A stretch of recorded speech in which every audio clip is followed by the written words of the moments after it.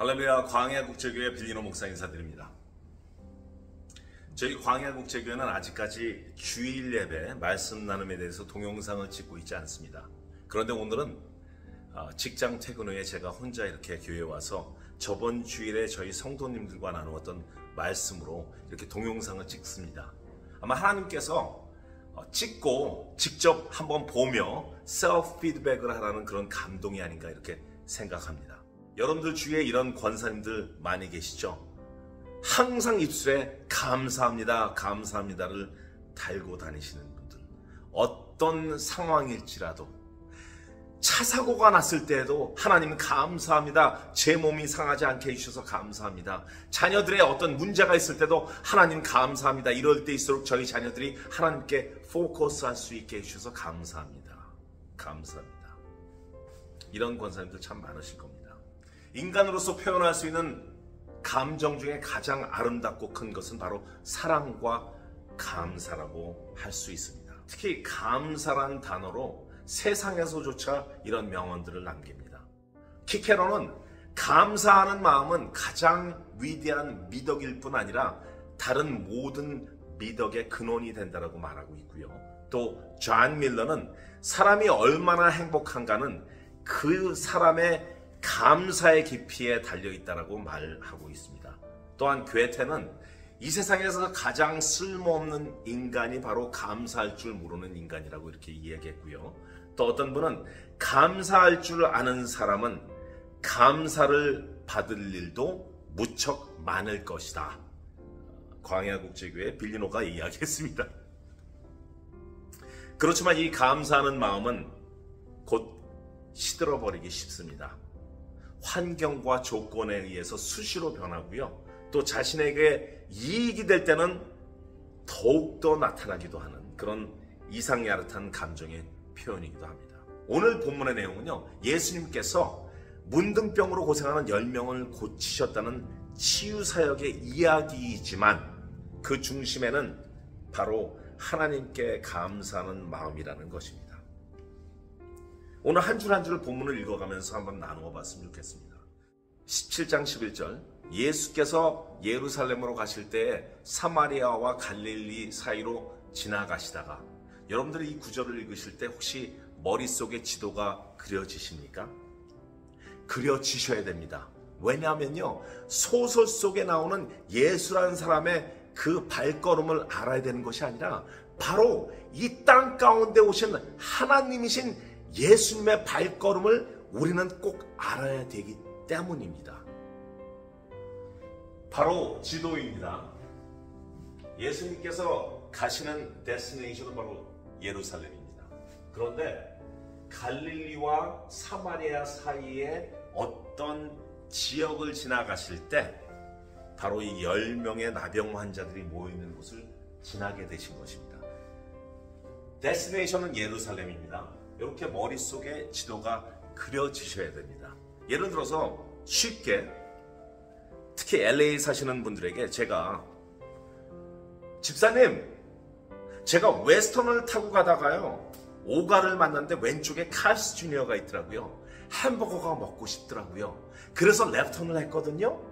그런데 오른쪽에 바로 한밭 설렁탕이 보이는 것이에요. 그래서 설렁탕을 택해서 먹었습니다. 이렇게 이야기를 했을 때 여러분들 머릿속에서 그 그림이 그려지시면, 빌리노 목사가 노스 방향으로 가고 있었구나. 그래서 레프트 사이드에 있는 칼스 주니어를 받고 또 옆에 있는 한밭 설렁탕을 보았구나 하고 머릿속에서 그려지기 때문입니다.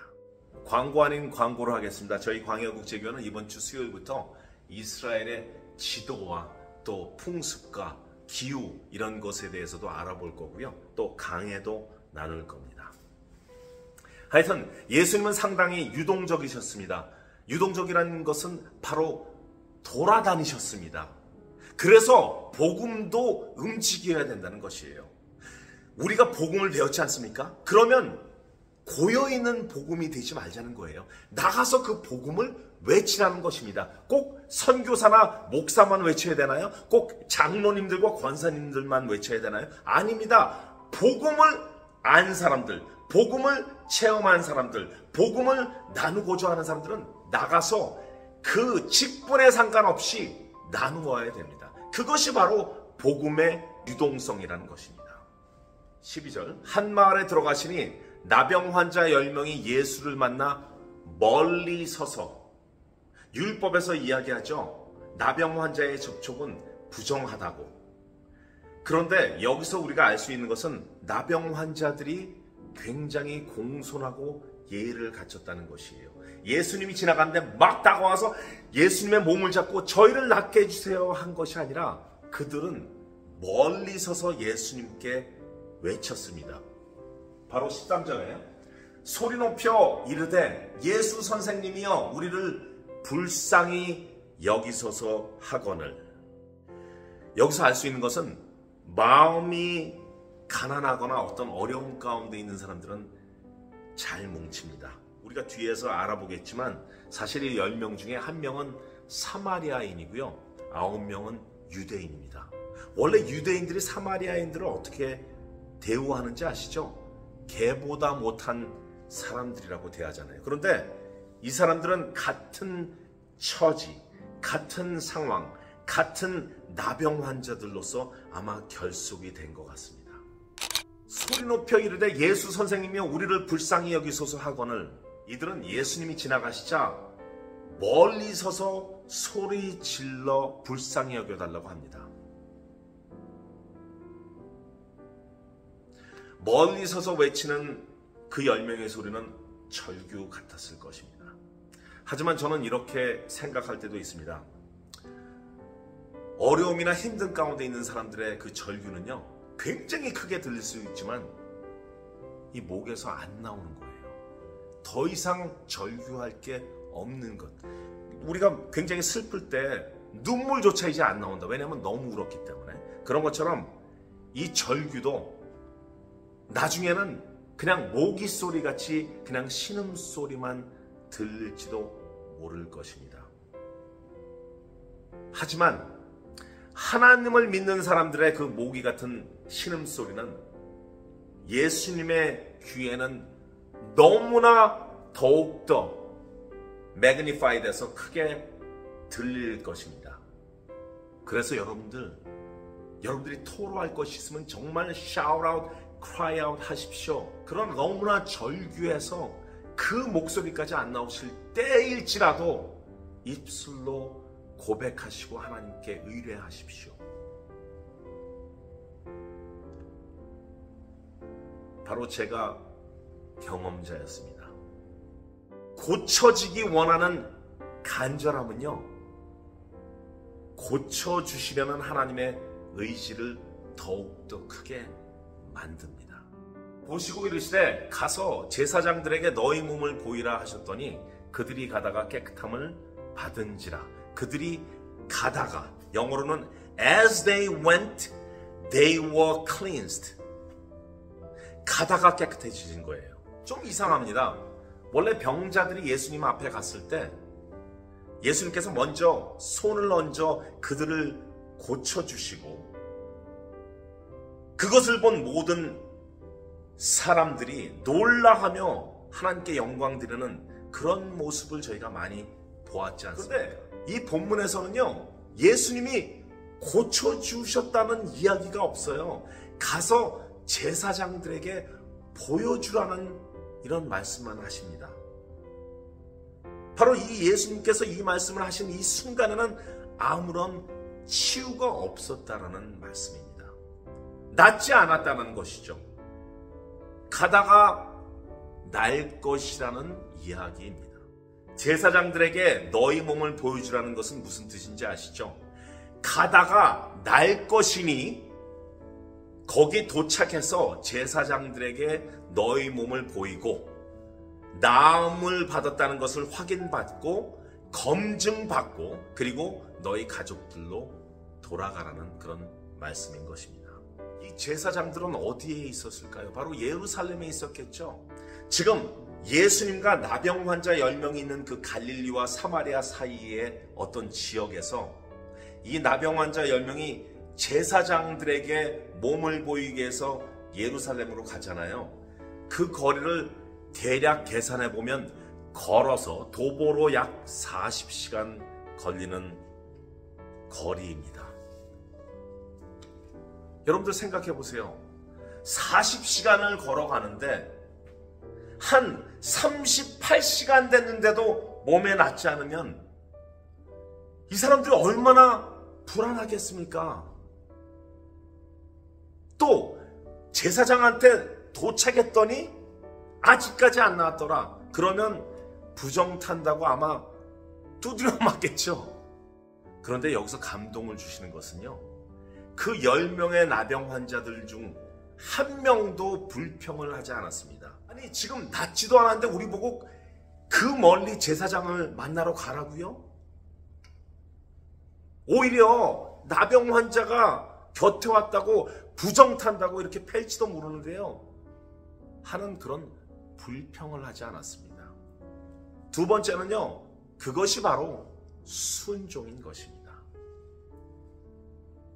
전체적인 공식으로 보면요, 예수 선생님이여 우리를 불쌍히 여기소서, 당신은 우리를 낫게 해주실 것입니다 라는 어떤 faith, 믿음과요, 또 지금 현재 낫지도 않았는데 제사장한테 보이라고 한 것에 대한 그냥 순종, 믿음과 순종을 보여주는 그런 구절입니다. 또 하나 제가 배울 수 있는 감동은요, 우리가 간절한 기도 제목으로 하나님께 의뢰했을 때 그것이 바로 응답될 수도 있고, 또는 오늘과 같이 시간이 걸려서 응답될 수도 있고, 또는 모르는 사이에 그냥 응답이 될 수도 있습니다. 바로 이 10명의 나병 환자들이 그 먼 거리를 걸어가면서 차차 낫게 됐다는, 자기네도 모르는 사이에 낫게 됐다는 그런 이야기가 있기 때문입니다. 그래서 여러분들과 제가 하나님께 어떤 기도 제목을 내놓았을 때 그것이 바로 응답되지 않을지라도, 시간이 걸리더라도 계속해서 기도해야 되는 이유입니다. 그리고 더 업그레이드된 믿음은요, 우리의 기도 제목이 들어지지 않을지라도 우리는 하나님을 믿습니다 하고 나가는 것입니다. 이렇게 걸어가던 10명, 그중 한 사람, 15절에 보면 그중 한 사람이 자기가 나은 것을 보고, 모르는 사이에, 걸어가는 사이에 나은 거죠. 보고 큰 소리로 하나님께 영광을 돌리며 돌아와. 지금 얼마나 많이 걸어간지는 몰라요. 진짜 30시간을 걸어갔는지 20분을 걸어가다 돌아왔는지 모릅니다. 그러나 정말 중요한 것은 가다가 돌아왔다는 것이에요. 왜 돌아왔을까요?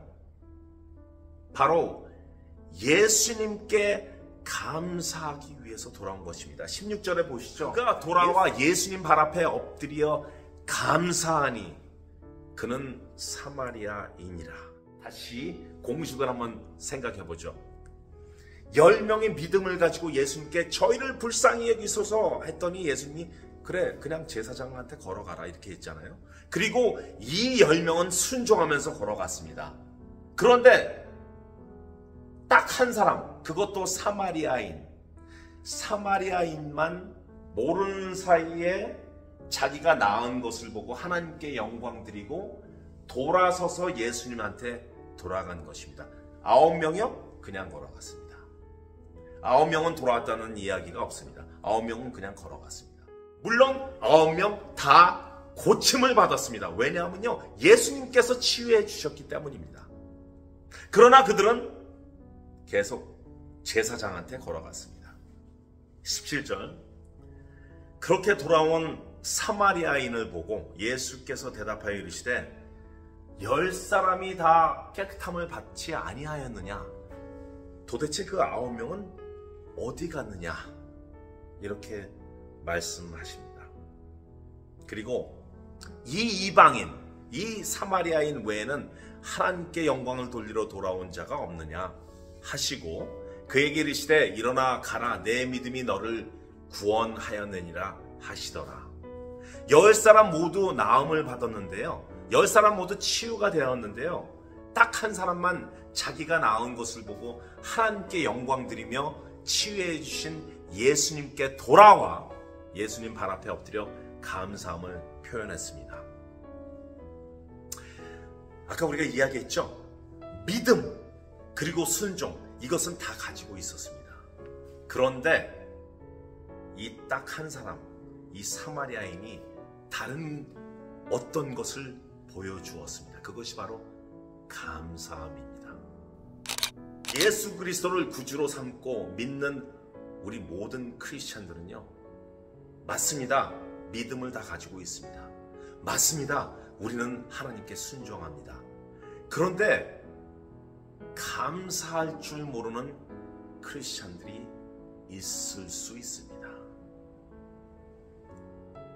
다시 말해서 예수를 영접하고 은혜를 받은 사람들은 참 많습니다. 그런 사람들 우리 모두가 하나님께서 예수 그리스도로 이 땅 가운데 오셔서 우리의 죄를 위해 희생제물이 되어주시고 우리의 모든 죄를 사하여 주신 그 공로로 말미암아 영원한 생명을 얻게 해주신 것에 대해서 영원토록 감사드리는 사람의 수는 적을지 모릅니다. 나는 치유받았어, 나는 구원받았어 하고 그냥 땡 하시는 그런 9명의 유대인 같은, 바로 하나님을 믿는 나병 환자들처럼요. 믿음의 자녀들인 9명의 나병 유대인들은 코빼기도 보이지 않습니다. 그들은 그냥 세상으로 돌아갔을 것입니다. 바로 제사장한테 자기가 다 나은 것을 검증받고 가족에게 돌아갔을 것입니다.